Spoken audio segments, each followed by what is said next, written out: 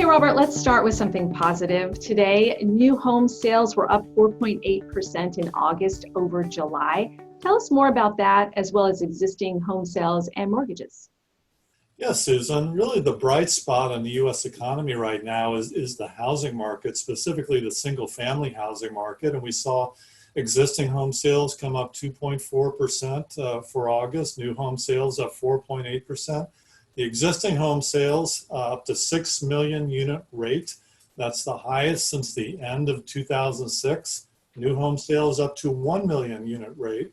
And that is also the highest since the end of 2006. So both those key housing indicators showing that the housing crash that we endured going into the Great Recession, 2008, 2009, that is now well behind us, and we're into good positive territory here with very low mortgage rates and still a good cohort of buyers out there who are feeling very confident.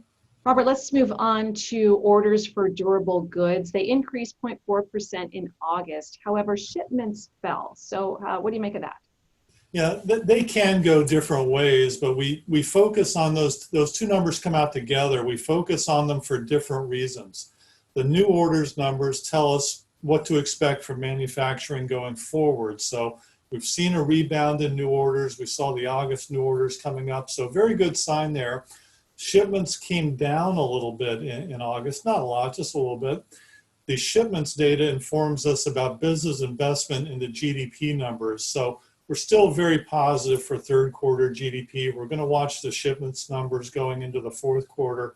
But I think it's very safe to say at this point that manufacturing is still feeling a resurgence after the spring closures. But the energy, the month-to-month gain on that resurgence probably fading a little bit going forward.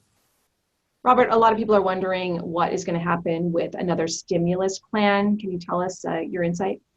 Yes, Susan, we've been on a sort of a yo-yo with that, up, down, and we all know that the Congress could not come together before the Labor Day recess, summer recess, to put together a new package. But the good thing is we are getting indications that the House Leader Nancy Pelosi and Secretary of Treasury Mnuchin are engaged in talks. I'm hopeful that we'll see some smoothing of the cliff effect in terms of the drop in enhanced unemployment benefits expected to come here in the next couple of weeks. And perhaps, perhaps some direct payments. That ragweed is tough here.